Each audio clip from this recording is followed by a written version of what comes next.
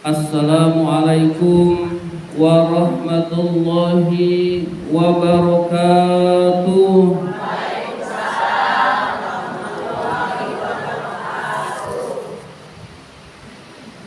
Alhamdulillahi rabbil alamin, wa bihi nasta'in ala umurid dunya waddin. Wassalatu wassalamu ala ashrafil anbiya'i wal mursalin sayyidina wa maulana Muhammadin wa ala alihi wa sahbihi ajma'in. Rabbi shrah li sadri wa yassir li amri wahlul 'uqdatam min lisani yafqahu qawli, amma ba'du. Yang sama-sama kita hormati Ketua Majelis Ta'lim Kaum Ibu Majelis Ta'lim Al-Amin, Ibu Ustazah Hajjah Ropimah. Yang kami hormati ibu-ibu hadirat jamaah Majelis Ta'lim Al-Amin yang dimuliakan oleh Allah Subhanahu wa ta'ala. Pertama dan yang paling utama, puji syukur marilah senantiasa kita panjatkan kehadirat Allah Subhanahu wa ta'ala atas limpahan nikmat-nikmatnya yang diberikan kepada kita semua. Antara lain kita masih tetap diberi nikmat iman, nikmat Islam, nikmat kesehatan, dan nikmat panjang umur, sehingga kita dapat berkumpul di tempat yang mulia ini dalam rangka menuntut ilmu di jalan Allah. Salawat dan salam semoga Allah limpahkan pada junjungan kita baginda Nabi besar Muhammad sallallahu alaihi wasallam beserta para keluarganya, para sahabatnya, dan kepada kita sebagai pengikut ajarannya. Ibu-ibu hadirat yang dimuliakan oleh Allah Subhanahu wa ta'ala, setiap orang punya masalah, Bu. Tidak ada seseorang pun yang tidak punya masalah. Misalkan ada orang yang ngomong gini, saya mah di dunia ini gak punya masalah, gembira terus.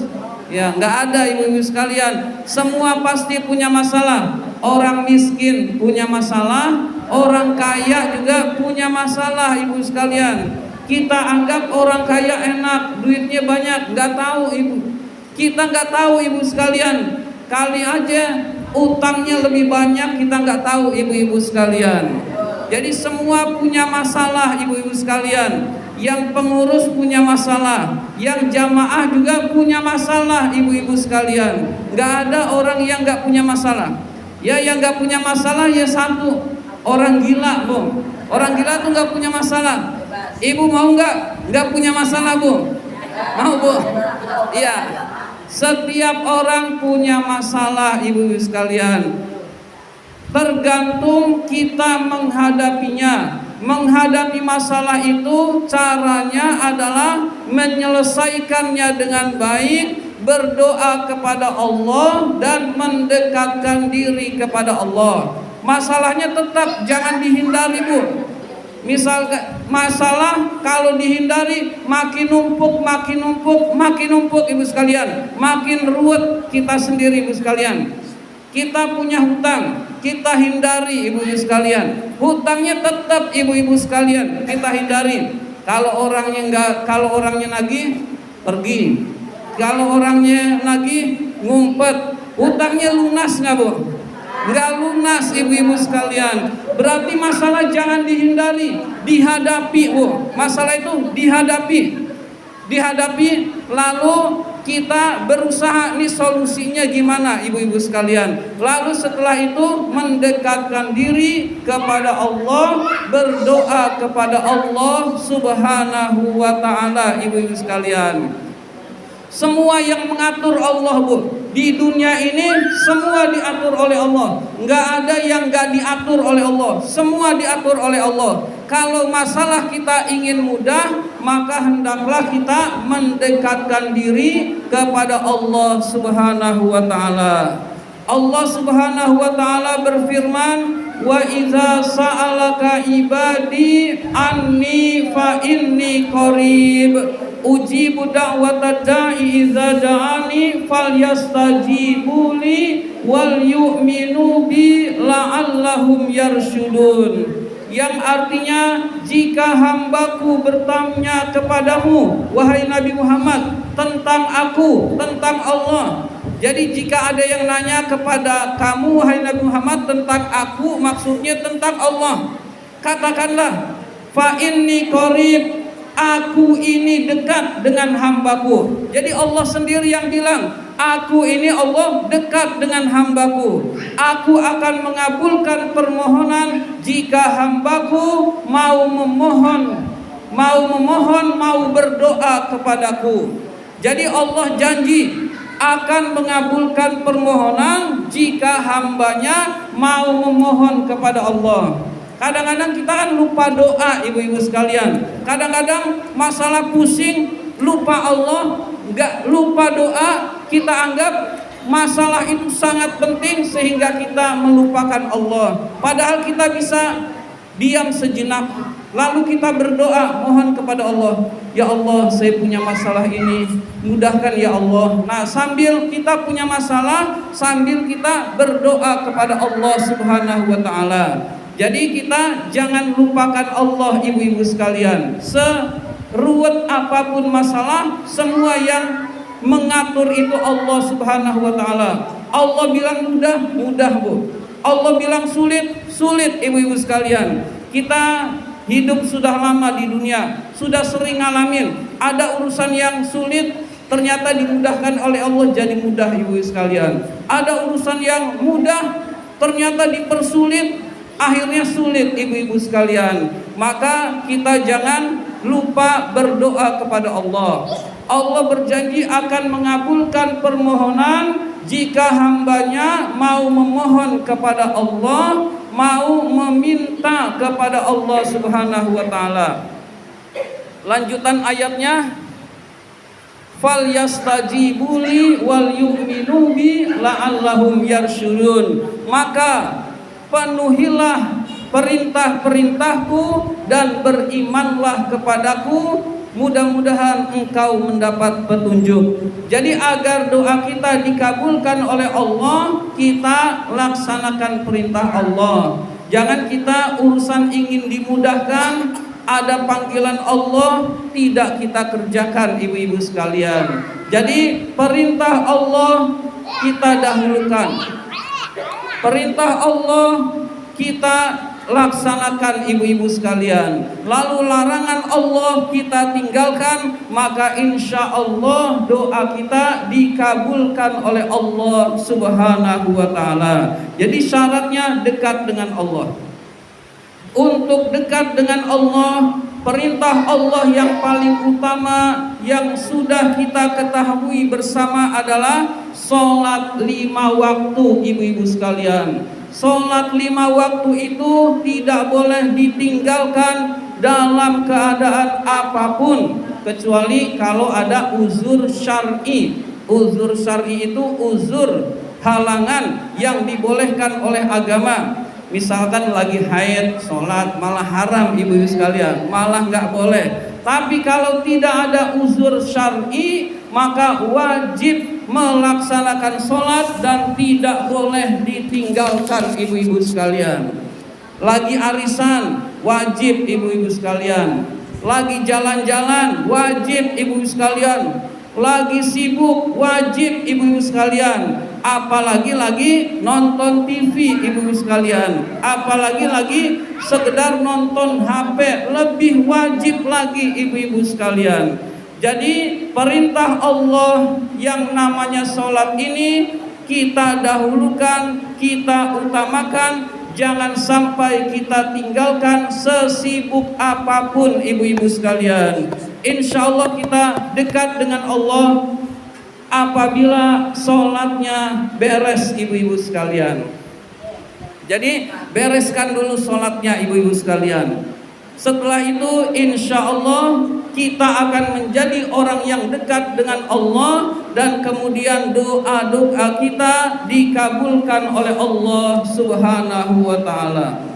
Allah Subhanahu wa ta'ala berfirman, wasta'inu bis sabri was shalah wa innaha lakabiratun illa 'alal khashiyin, yang artinya jadikanlah sabar dan sholat sebagai penolong kamu, sesungguhnya yang demikian itu berat kecuali bagi orang-orang yang khusyuk.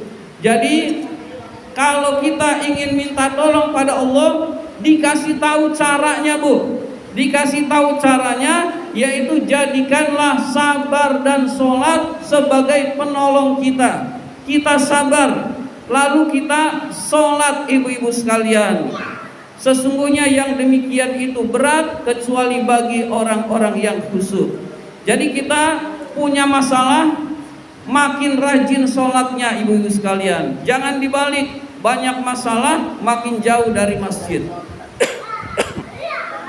Ya, jadi makin banyak masalah, makin rajin sholatnya, ibu sekalian. Minta tolong pada Allah Subhanahu wa ta'ala.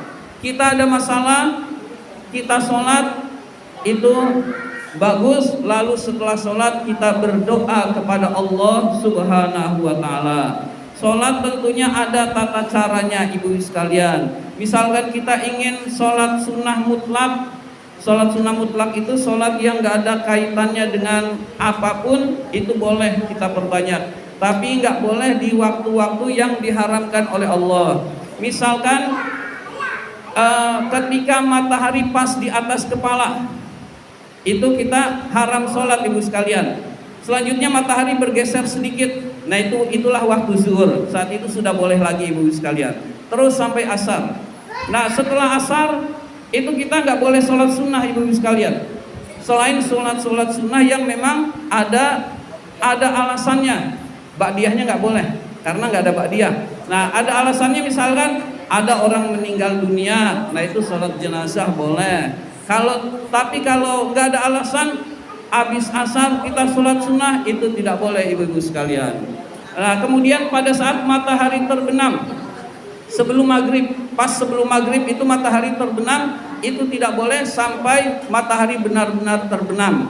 Nah itu jadi pada asar sampai maghrib itu tidak boleh sholat kecuali ada uzur, ibu-ibu sekalian. Ada yang alasan dia perlu sholat, ibu-ibu sekalian. Nah ba'da maghrib sampai isya, sampai tengah malam, sampai mendekati waktu subuh, itu semua boleh, ibu-ibu sekalian. Nah ba'da subuhnya jangan sholat sunnah, ibu-ibu sekalian. Ba'da subuh sampai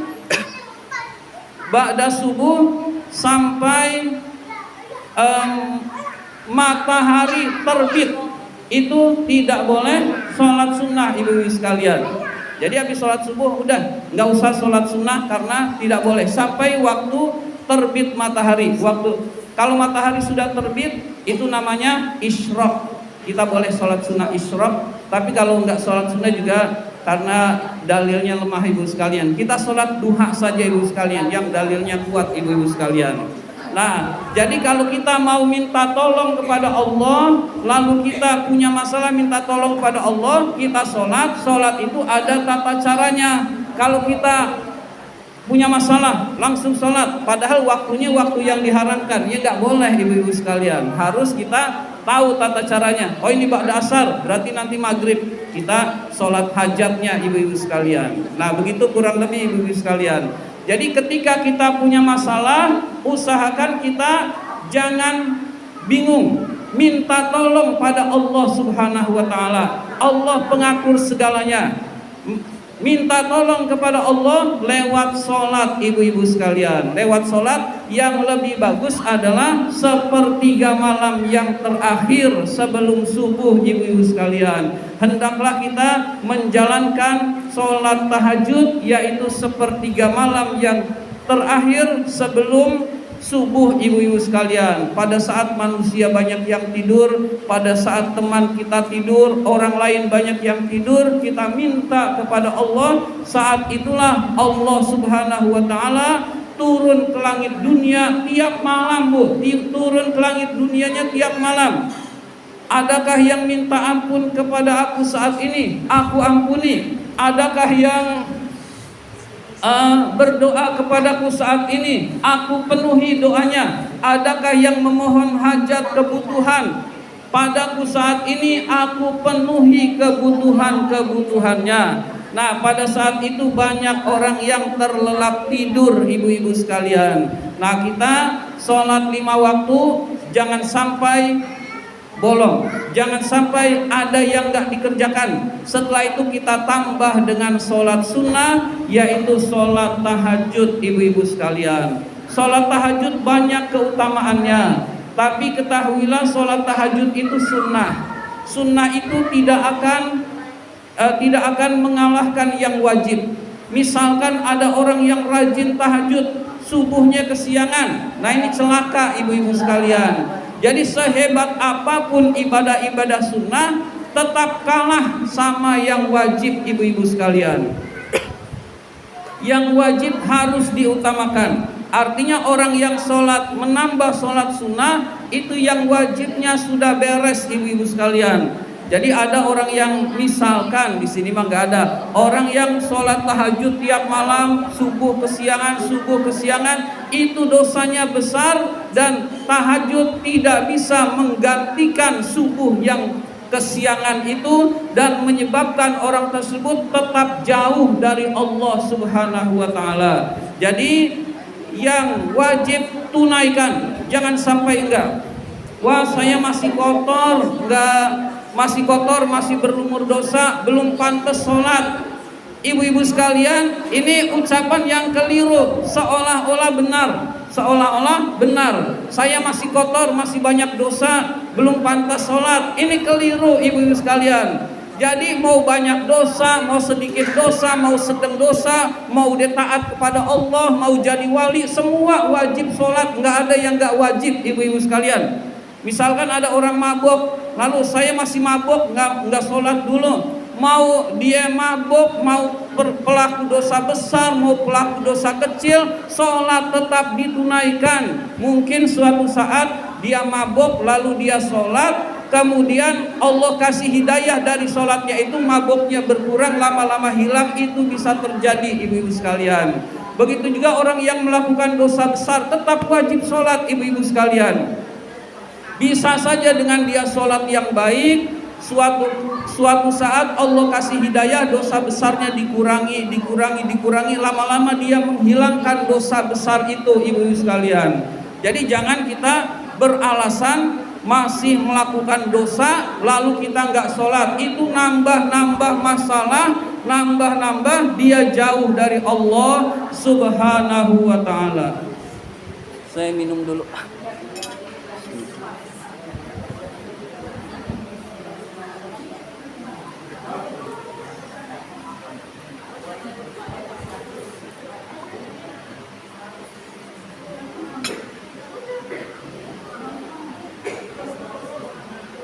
Ibu-ibu hadirat yang dimuliakan oleh Allah Subhanahu wa taala. Allah Subhanahu wa taala berfirman, "Aqimis shalah, innas sholata tanha 'anil fahsya'i wal munkar wa la dzikrullahi akbar." Aqimis shalah, dirikanlah salat. Sesungguhnya salat itu mencegah dari perbuatan keji dan mungkar. Jadi Allah jamin sholat itu dirikan dengan baik, laksanakan dengan baik. Kalau sholat itu dilaksanakan dengan baik, maka sholat itu mencegah orang tersebut dari perbuatan keji dan mungkar, ibu sekalian. Artinya orang yang sholatnya baik, dosanya berkurang, lama-lama hilang dosanya karena sholatnya benar, ibu-ibu sekalian. Orang yang sholatnya baik tidak mungkin korupsi, ibu-ibu sekalian. Orang yang sholatnya baik tidak mungkin mengambil hak orang lain, ibu-ibu sekalian. Kalau ada orang yang sholat juga lalu korupsi juga, berarti sholatnya belum benar, ibu-ibu sekalian. Sehingga dia sholat juga, maksiat juga, ibu-ibu sekalian. Negara kita itu negara yang luar biasa kayanya, ibu sekalian. Kayanya itu luar biasa, ibu-ibu sekalian. Arab Saudi cuman punya minyak, Bu. Dengan punya minyak dijual, negaranya makmur, semua dicukupi kebutuhan rakyatnya, beres. Dan negara-negara lain itu punya satu tambang, tambangnya dijual lalu bisa memakmurkan negaranya, selesai, ibu sekalian. Indonesia, Bu, minyak punya, nikel punya, emas punya, apapun, uranium punya, ibu sekalian. Semua yang orang lain nggak miliki, Indonesia punya, ibu-ibu sekalian. Kok rakyatnya miskin-miskin juga, ibu sekalian? Penyebabnya adalah pemimpinnya banyak yang korupsi, ibu-ibu sekalian. Yang korupsi orang Islam apa bukan, Bu? Orang Islam, karena mayoritas kita Islam, mayoritas ini Muslim, maka yang korupsi itu pasti orang Islam. Orang Islamnya sholat nggak, Bu? Biasanya sholat, ibu sekalian. Berarti sholatnya belum benar, ibu-ibu sekalian. Jadi negara ini, Bu, kalau dikelolanya beres, ibu-ibu sekalian, kalau dikelolanya benar, ibu-ibu sekalian, maka udah sejahtera, ibu-ibu sekalian. Aneh, ada keputusan MK begini, sekolah SD, SMP gratis. Keputusan MK, ibu sekalian. Ini menurut saya ini kebodohan, ibu sekalian. Ngapain gituan diputusin? Tetap aja nggak gratis SD SMP, ibu sekalian. Pemimpinnya dibenerin, yang ngelolosin pemimpin, pemimpin para penjahat itu MK, ibu-ibu sekalian. Yang ngelolosin Jokowi jadi presiden, MK. Yang ngelolosin pejabat-pejabat sehingga jadi memimpin, MK, ya, Mahkamah Konstitusi, ibu-ibu sekalian. Jadi itu percuma, ibu-ibu sekalian. Jadi ada seolah-olah pro rakyat, padahal namanya pendidikan ya butuh biaya. Kalau negara ini beres, sekolah pasti gratis. Kalau pemimpinnya benar, pasti gratis, ibu-ibu sekalian. Yang mau dikeruk lagi sekarang Papua. Padahal Papua itu sudah dikeruk bertahun-tahun, Bu. Ada namanya Freeport. Freeport itu sebetulnya gunung emas, Bu. Jadi ini gunung begini, isinya emas, dikeruk, dibawa ke Amerika. Indonesia dapat dikit, atau Indonesia mungkin dapat banyak, tapi pejabatnya doang, ibu-ibu sekalian. Jadi gunung dikeruk, bukan hanya dikeruk datar, sampai begini, ibu-ibu sekalian. Jadi dari gunung kan begini, sampai lubang begini, ibu-ibu sekalian, isinya emas. Rakyatnya tetap sengsara, ibu-ibu sekalian. Sekedar gambaran. Sekarang nikel mau diambil lagi. Padahal nikel itu kalau di pertambangannya itu mau diangkut, itu merusak alam, merusak ekosistem, terutama Raja Ampat. Raja Ampat itu keindahannya luar biasa, ibu-ibu sekalian. Tapi nanti dengan pertambangan ini, nikel ini akan rusak semua kekayaan alam, terutama Raja Ampat yang memang sudah dikenal dunia terumbu karangnya, ibu sekalian. Ini kondisi kita real seperti ini, ibu sekalian. Maka bereskan mulai dari diri kita, ibu sekalian. Dimulai dari diri sendiri. Dimulai dari diri sendiri, bertakwa kepada Allah Subhanahu wa taala, yang Allah perintahkan laksanakan, yang Allah larang tinggalkan, ibu-ibu sekalian. Belum mampu merubah orang, minimal diri kita dulu, Bu. Lalu keluarga kita, ibu-ibu sekalian.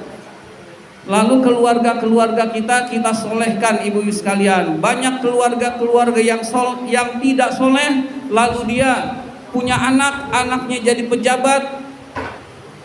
Beginilah kondisi Indonesia, ibu-ibu sekalian. Jadi tetap kita harus optimis. Kondisi apapun kita tetap optimis ibu-ibu sekalian, yaitu kita tetap bertakwa kepada Allah, yang Allah perintahkan laksanakan, yang Allah larang tinggalkan. Kita jaga keluarga kita dari api neraka ibu-ibu sekalian. Jadi kita jaga keluarga kita dari api neraka, yaitu jangan sampai menerjang larangan Allah. Insya Allah kehidupan Indonesia bisa baik dimulai dari diri pribadi kita ini dulu ibu-ibu sekalian. Kita kembali kepada sholat, maka perhatikan sholat kita.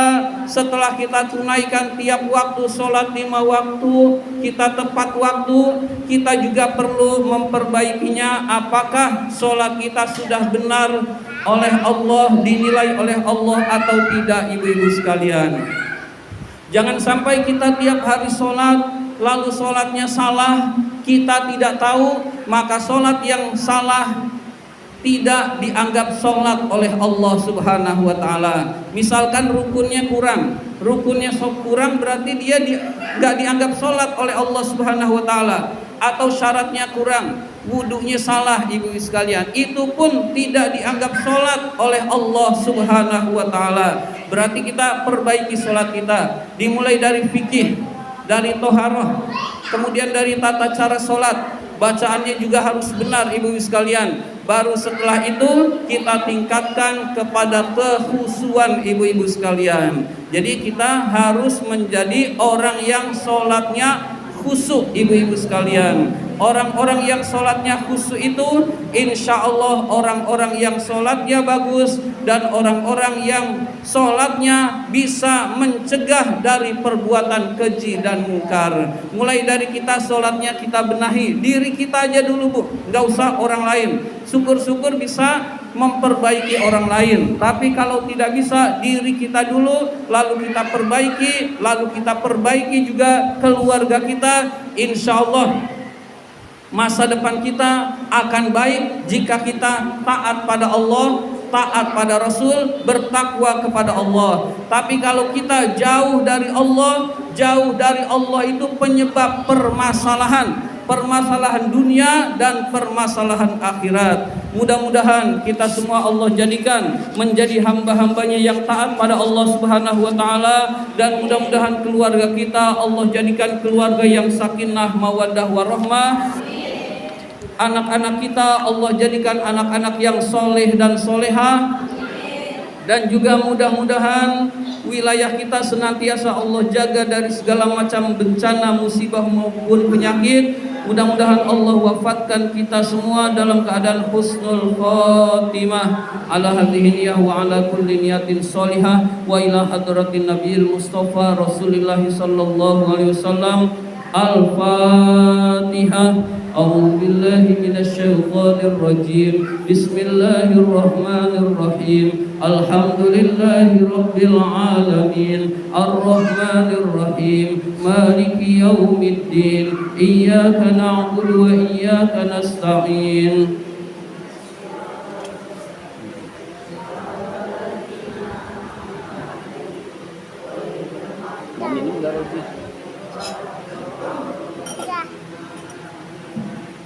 A'udzu billahi minasyaitonir rajim. Bismillahirrahmanirrahim. Alhamdulillahi rabbil alamin. Hamdan yuafi ni'amahu wa yukafi mazidah.